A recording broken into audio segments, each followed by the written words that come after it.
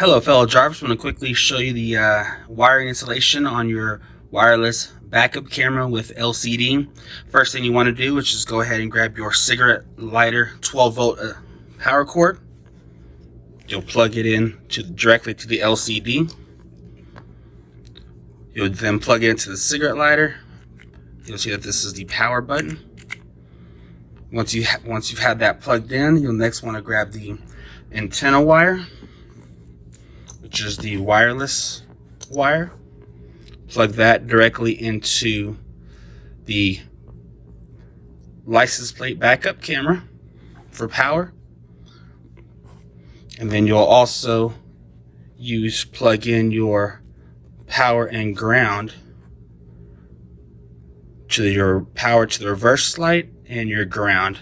That way, when you put your car in reverse, it'll automatically power on, and you'll be able to wirelessly see what's on the back of your camera on your LCD.